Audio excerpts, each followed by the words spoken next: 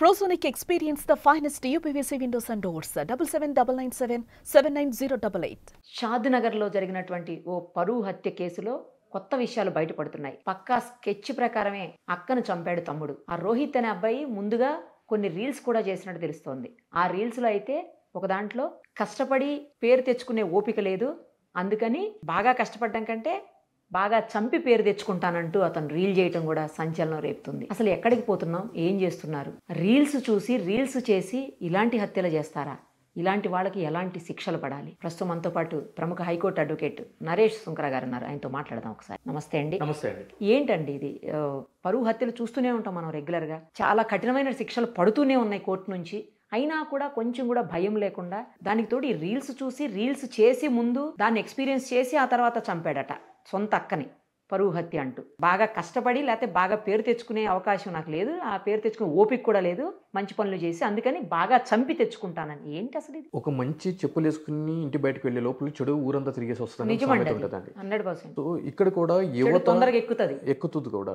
యువత ఈరోజు కష్టపడి వాళ్ళ యొక్క జ్ఞానాన్ని, విద్యని ఒక మంచి పద్ధతిలో పెట్టి కష్టపడి సంపాదించేటువంటి పరిస్థితి నేటి సమాజంలో లేదండి. దానికి తోడు ఈ సామాజిక మాధ్యమాలు, అంటే ఇన్స్టాగ్రామ్ కానీ, ఫేస్బుక్లు కానీ, రీల్స్ కానీ, ఇవన్నీ. సో ప్రతి ఒక్కరికి ఏం జరుగుతుంది అంటే కనుక, రాత్రికి రాత్రి నేను ఫేమస్ అయిపోవాలి, నా గురించి అందరూ మాట్లాడుకోవాలి, నేను ఒక హీరోలాగా ప్రొజెక్ట్ చేసుకోవాలి సమాజంలో అనేటువంటి దారుణమైన ధోరణి నేటి సమాజంలో కనిపిస్తుంది. అందు గురించి ఇక్కడ మనం చూసుకున్నట్లయితే కనుక, హత్య చేసే ముందు అతను ఒక రీల్ చేసి చంపైనా కూడా ఫేమస్ అయిదాము అనేటువంటి అర్థం వచ్చేటువంటి సినిమా డైలాగులోని ఒక రీల్ని పెట్టి రీల్ చేసిన తర్వాత ఈ యొక్క హత్య చేయడం అనేది జరిగింది. ఈ పరువు హత్యలు అనేది ప్రత్యేకించి దేశం మొత్తం తీసుకున్నా కూడా, తెలంగాణకి సంబంధించి కూడా మనకి కొత్త విషయం ఏం కాదు. ఎందుకంటే కనుక 2 నెలల క్రితమే నల్గొండకి సంబంధించిన మారుతీరావు గారికి సంబంధించి ఏదైతే కనుక హత్య విషయం ఉందో, పరువు హత్య విషయమో, దానికి సంబంధించి కూడా కోర్టు చాలా దారుణమైన శిక్షలు అనేది విధించింది కోర్టు. కరెక్ట్. సో దానికి సంబంధించి కూడా మనం మాట్లాడుకున్నాము. అదేవిధంగా సాక్షాత్ ప్రణయామృత ఇష్యూ, ఎగ్జాక్ట్లీ అదేవిధంగా కానిస్టేబుల్, రంగారెడ్డి జిల్లాలో కానిస్టేబుల్ కూడా వాళ్ళ యొక్క అన్నదమ్ములు చంపేశారు. అమ్మాయి పరువు హత్య. సో ఈ విధంగా మాట్లాడుకుంటూ పోతే కోకొల్లలుగా ఉన్నాయి ఈరోజు ఈ విషయము. అయితే దీనికి సంబంధించి ఒక ప్రత్యేకమైన కఠినమైన చట్టాలు రావాలి అని చెప్పి కూడా దేశంలో ఎప్పటి నుంచో కూడా బలమైన డిమాండ్ అనేది వినిపిస్తుంది. దీనికి సంబంధించి ఉత్తరప్రదేశ్, రాజస్థాన్ ప్రభుత్వాలు కూడా హానర్ కిల్లింగ్ సంబంధించి బిల్స్ని అసెంబ్లీలో ప్రవేశపెట్టడం, వాటిని ఒక చట్టంగా రూపొందించి కఠినమైన శిక్షలు విధించి ఆఖరికి డెత్ పెనాల్టీస్, అదేవిధంగా 5 లక్షల రూపాయలు ఫైన్ విధించే విధంగాను వాళ్ళ యొక్క బిల్స్లో రూపొందించి చట్టాలు చేసే విధంగా కూడా ముందుకు వెళ్తున్నటువంటి పరిస్థితి ఉంది. అయితే సుప్రీంకోర్టు వారు కూడా ఇటువంటి పరువు హత్యల్ని చాలా తీవ్రతరంగా పరిగణించడం జరిగింది. ఎందుకు అనంటే కనుక, శక్తి వాహిని వర్సెస్ యూనియన్ ఆఫ్ ఇండియా కేసులో కూడా సుప్రీంకోర్టు వారు క్లియర్గా చెప్పడం జరిగింది అన్ని రాష్ట్ర ప్రభుత్వాలకి, కేంద్ర ప్రభుత్వాలకి, ఇటువంటి పరువు హత్యలకి సంబంధించి మీరు జరగకుండా ఒక ప్రాపర్ మెకానిజం అనేది ఏర్పాటు చేయాలి. ఈ విధంగా యువత ఎవరైతే కనుక ఇంటర్ క్యాస్ట్ కానీ, ఇంటర్ రిలీజియన్ కానీ ఇటువంటి మ్యారేజెస్ చేసుకుంటారో వాళ్ళందరికీ కూడా ప్రొటెక్షన్ ఇచ్చే విధంగా సేఫ్టీ మెజర్స్ అనేది మీరు పాటించాలి. స్పెషల్ ఫాస్ట్ ట్రాక్ కోర్ట్స్ అనేది ఏర్పాటు చేయాలి ఇటువంటి హత్యలు జరిగినప్పుడు వాటిని విచారించడానికి అని కూడా చెప్పడం జరిగింది. అయితే దానికి అదనంగా తమిళనాడులో 2003లో ఒక పరువు హత్య జరిగినప్పుడు దాంట్లో 2 పోలీస్ ఆఫీసర్ల పాత్ర కూడా ఉన్నప్పుడు మొత్తం 11 మందికి మద్రాసు కోర్టు మరణశిక్ష విధిస్తే, దానికి సంబంధించి సుప్రీంకోర్టు వరకు కనుక ఆ యొక్క కేసు అప్పీల్లో వెళ్తే ఏప్రిల్ 2025 సుప్రీంకోర్టు వారు చెప్పడం జరిగింది ఇది చాలా దారుణమైన చర్య ఈ పరువు హత్య అని చెప్పని. సో కాబట్టి ఈ యొక్క కింది కోర్టు ఇచ్చిన తీర్పులో మేము జోక్యం చేసుకోము, ఆ యొక్క కోర్టు సరిగానే పరిగణించింది, సరైన శిక్ష విధించింది అని చెప్పి కూడా చెప్పడం జరిగింది. సో ఈ విధమైనటువంటి దారుణ పరిస్థితి మనకి అర్థమవుతుంది ఏ విధంగా ఉంది, కోర్టులు ఏ విధంగా కన్సిడర్ చేస్తున్నాయి అని చెప్పని. దీనికి ప్రధానమైన కారణం మనం చూసుకోవాలి అని అంటే కనుక, కుటుంబ పరిస్థితులు, సామాజిక స్థితి, వాళ్ళ యొక్క ఆర్థికపరమైన పరిస్థితులు, ఇవన్నీ కూడా ఈ యొక్క పరువు హత్యలకి దారితీస్తూ ఉంటాయండి. ఇప్పుడు గతంలో పరువు హత్యలు మనం చూసుకున్నట్లయితే కనుక ఒకే ఒక అంశం మీద ఆధారపడి ఉంటుంది, అది ఆర్థిక అసమానత. ఓకే.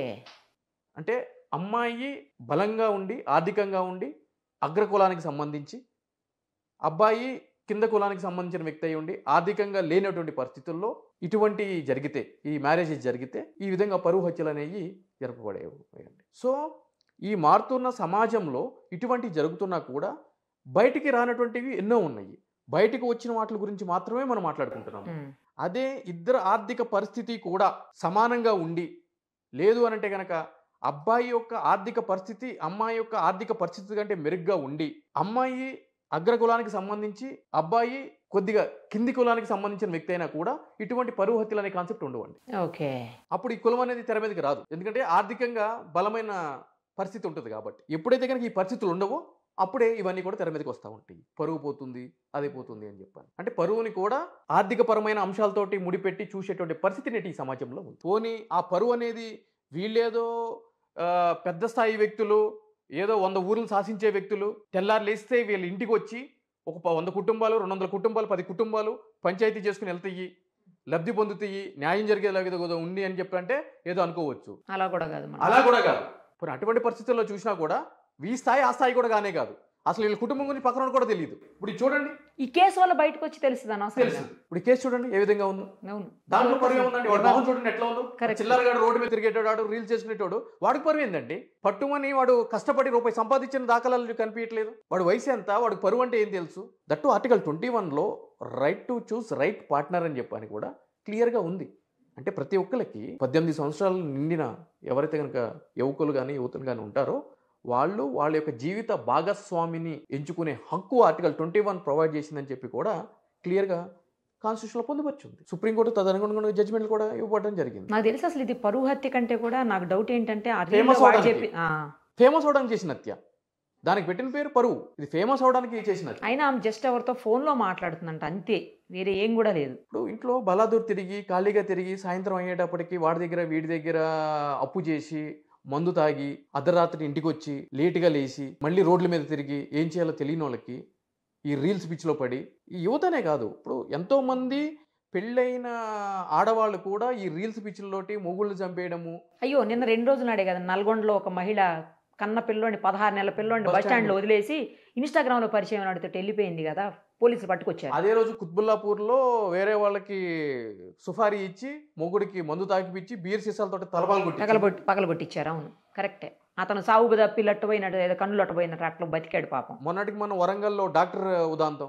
అవును, రీల్స్ పిచ్చిలో పడి. అంటే సోషల్ మీడియా కావచ్చు, లేకపోతే ఇప్పుడు ఉన్నటువంటి ఈ సోకాల్డ్ ప్లాట్ఫామ్స్ కావచ్చు, వీటన్నిటి నుంచి మంచి కూడా నేర్చుకోవచ్చు కదండి. ఎందుకని చెడే తీసుకొని దాన్నే ఫాలో అయిపోతున్నారు? అంటే ఇంకా అలా తయారైపోయిందా సొసైటీ ఏంటి? అంటే ఇక్కడ 2 కోణాల్లో చూడాలండి.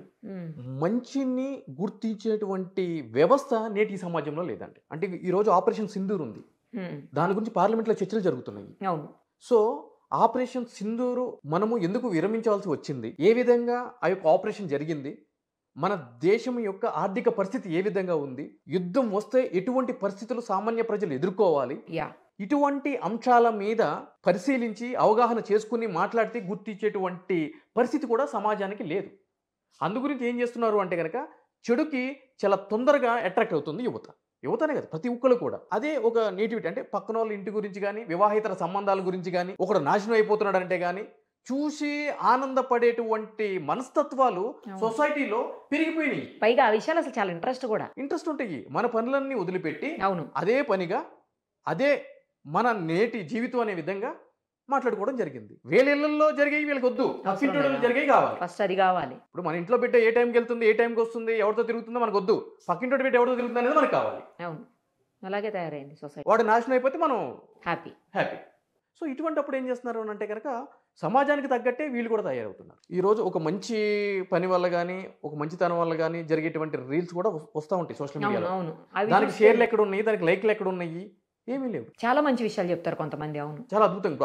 ఆరోగ్యం గురించి కానీ, అవును, అదే విధంగా మన సొసైటీ గురించి కానీ ఎన్ని విషయాలు నేటి సోషల్ మీడియాలో వస్తున్నాయి.